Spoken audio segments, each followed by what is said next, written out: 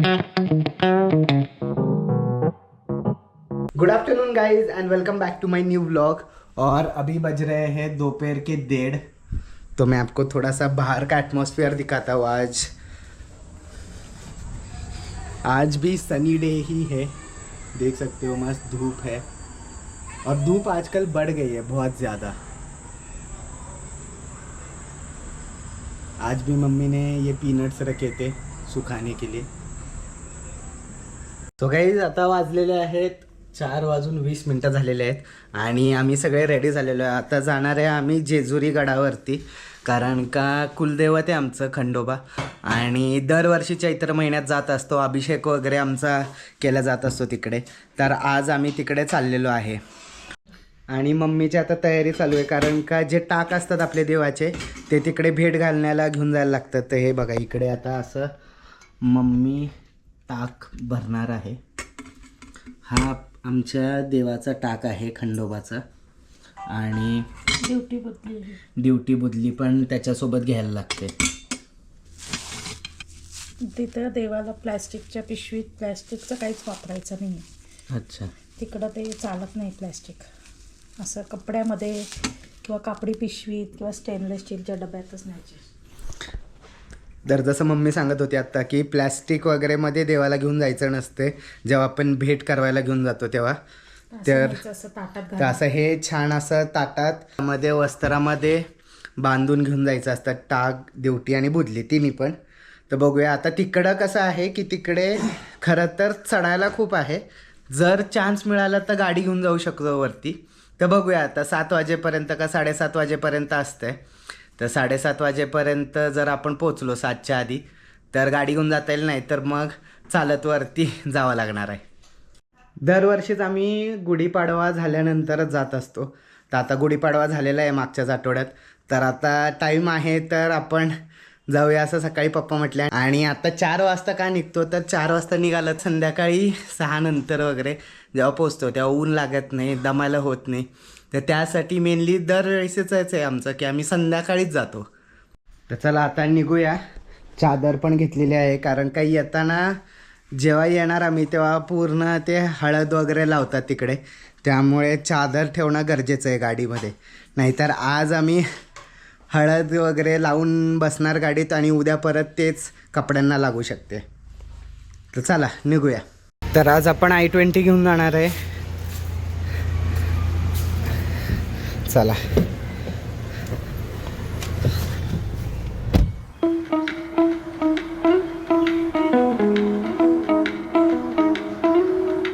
Approximately 2 तास लागतील जेजुरीला जायला। तर बघूया कसं पुढे जातो ते पद्धतीने सांगतील। आज थोडंसं वातावरण पण आहे की ढगाळ वातावरण आहे, तर पडला तर पाऊस पडू शकतो। आता या साताऱ्यात तर नाही वाटत पडेल, पण ढगाळ तर आहे, बघू शकते। तर आज बघू शकतो आपण की 1 तास 54 मिनिटं लागणार आहेत, 81 किलोमीटर आहे।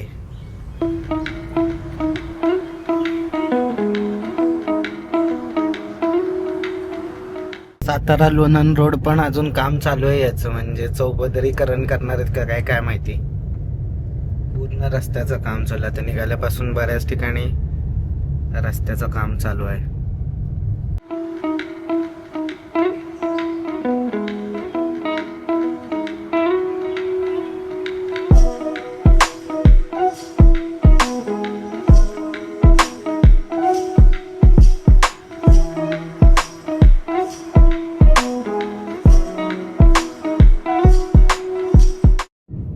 रस्त्याच्या शेजारूनच चाललंय पूर्ण जे रेल्वेचं रोड आहेत ते।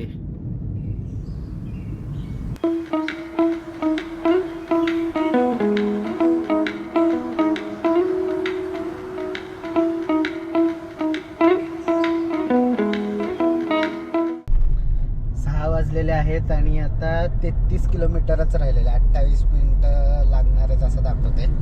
आता आम्ही पोचलोय लोणंदला। हायवे आहे बहुतेक लोणंदवरून आता डायरेक्ट जेजुरीला, मुंबई पंढरपूर हायवे, तर त्याच्यावरून जाणार आहे। चांगला रस्ता असला की बघा 33 किलोमीटर आहे पण 27 मिनिटच दाखवते पोचण्यासाठी। हा तर रस्ता चांगला आहे, निऱ्याचा रस्ता आहे हा लोणंदवरून। पण आपण आता पुढून लेफ्ट साइडला टर्न घेणार आहे डायरेक्ट जेजुरीला जाण्यासाठी.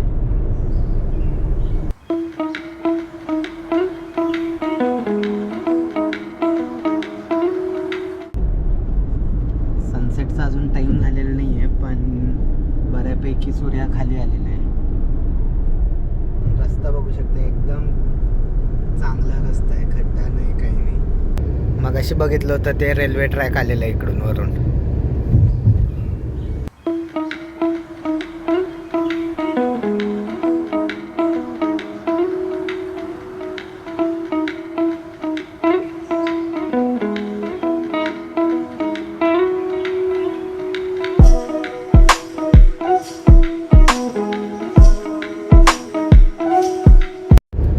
रस्ता बघू शकता किती भारी रस्ता आहे, एकदम मस्त रस्ता आहे. आता मागासपासून आम्ही अप्रॉक्सिमेटली 10 किलोमीटर तर आलेलो आहे, पण रस्ता एकदम मस्त आहे.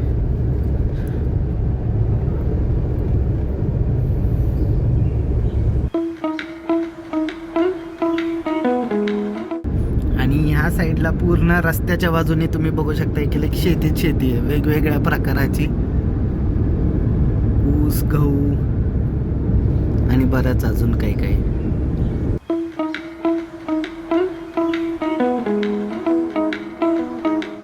पूर्ण रस्त्याच्या बाजूनी शेती आहे, म्हणजे हा हायवे आहे इकडे, आणि हायवेच्या बाजूला पूर्ण शेतीच शेती आहे. आणि शेताच्या मागे डिरेक्टली डोंगरच आहेत ह्या साईडला पण. आणि ह्या साईडला जरी बघितलं आपण त्या साईडला, तर तिथे पण डायरेक्टली डोंगरच आहेत.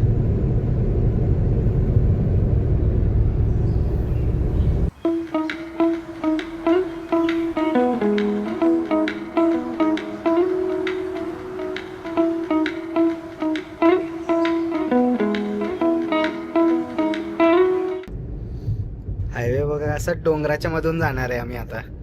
इकडून राईट साईडला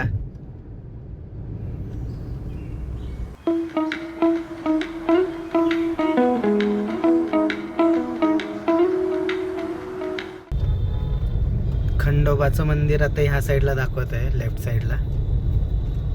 समोरच मंदिर आहे, वरती बघू शकते. हे समोरचं मंदिर आहे वरचं. हे समोरचं जे दिसतंय हेच गड आहे, जेजुरी गड. आपल्याला तर वरती जायचं आहे. ते तर म्हणतात की गाडीने नाही जाऊ शकत, 4 व्हीलरने, रस्त्याचं काम चालू आहे. हा वरती जाण्याचा रस्ता आहे आणि आपण इकडे गाडी लावलेली आहे आणि इकडून वरती जायचं आता आपल्याला. ॲक्च्युली कसं आहे की आम्ही दरवर्षी जातो तेव्हा इकडून गाडी वरती जाते, पण ह्या वर्षी बहुतेक रस्त्याचं काम चालू आहे त्यामुळे ते सोडत नाही आहेत. पण बघू, ओळखीचेच आहेत पप्पांच्या, जर मिळाली तर त्यांच्या 2 व्हीलरवरती, म्हणजे 2 जणांचं तर काम होऊनच जाईल. तर बघू आता, त्यांचं घेत आहेत भंडारा वगैरे, ते घेत आहेत डॅडी. आणि मम्मी पण तिकडे थांबलेली आहे आणि भंडारा तर घेतलेला आहे. आणि आता जाऊया वरती. आम्हाला तर चालतच जावं लागेल, पप्पांसाठी ते 2 व्हीलर देत आहेत. चालत चालत आलेलो आहे आता पुढे, आणि या ताईने तिची 2 व्हीलर देत आहे. आता 2 व्हीलरवरती जाणार आहे आम्ही वर. हे जेजुरीगड आलेलं आहे, हे बॅक साईड आहे खरं तर. रस्ता असा छान बनवला आहे दगडांचा. गाडी लावलेली आहे आता इथे, आणि आता आम्ही चाललेलो आहे वर. थोडंसं तरी आहे, थोड्या पायऱ्या चढायला. जरी गाडी घेऊन आलो वरती तरी एक 20-25 पायऱ्या तर असतील वरती चढण्यासाठी, जास्तीत असतील थोड्या. चला आता वरती जाऊया.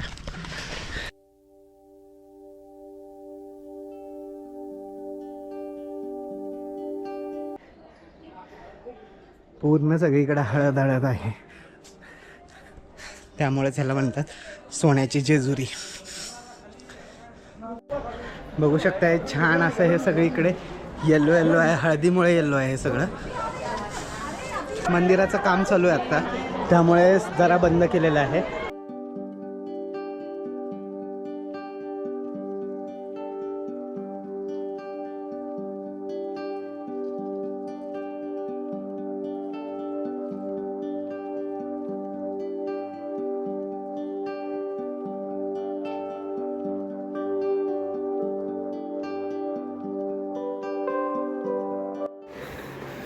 एंट्री करूया देवळामध्ये.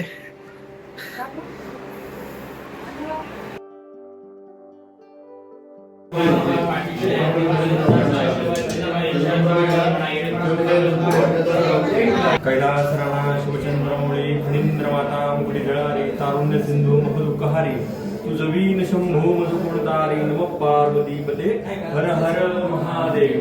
येळकोट येळकोट जय मल्हार. खंडेराव महाराज की जय. भक्ताचा कल्याण कर.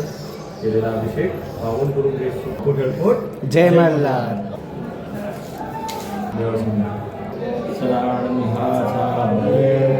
सदानंदाचा येळकोट. येळकोट येळकोट जय मल्हार.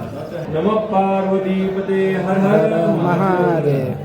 येळकोट येळकोट जय मल्हार. सर्व मंगल मांगल्ये शिवे सर्वार्थ साधिके शरण्ये त्र्यंबके गौरी नारायणी नमोस्तुते. कैलास राणा शिवचंद्रमुळे फणींद्र माता मुकुटी जळारी तारुण्य सिंधू मधुकहारी तुझवीर शंभो मधुकुणतारी येळकोट. येळकोट. जय.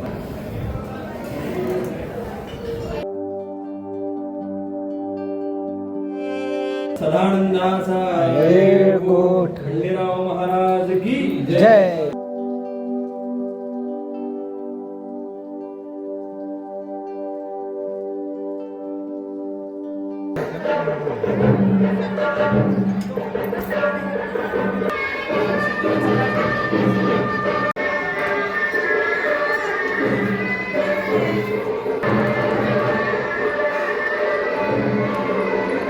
दर्शन झालेले हातात प्रदक्षिणा मारायचे, पुढे जाऊन दर्शन घ्यायचे परत एकदा बाहेरून आणि मग खाली जायचं.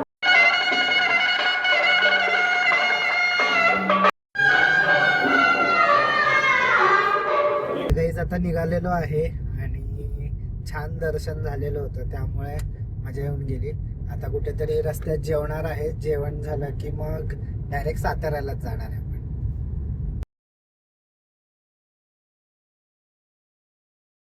आता आम्ही निघालेलो आहे जेवण करून आणि आता आम्ही जाणार नाही लोणंद मार्गे. आता जाणार आहे आम्ही या सासवड मार्गे, बरोबर ना? आता जाणार आहे आम्ही सासवड मार्गे आणि सासवड मार्गे जाऊन सातारा पुणे जो हायवे आहे त्या सातारा पुणे हायवेवरनं मग साताऱ्याला जाणार आहे. कारण का 15-20 किलोमीटरचाच फरक आहे, पण रस्ता खूप खराब आहे. साताऱ्यावरून लोणंदचा जो रस्ता आहे तो खूप जास्ती खराब आहे. जसे आता दाखवलं भरपूर रस्त्याचे कामं वगैरे चालू आहेत, तर त्यापेक्षा म्हटलं की आपण ह्या रस्त्यानं जाऊया. रस्ता पण चांगला आहे आणि माहितीतला रस्ता आहे, तर काही प्रॉब्लेम येणार नाही. तर दत्त मंदिरला पण चाललेलो आहे नारायणपूरच्या. आता तुम्हाला पण दर्शन करवतो.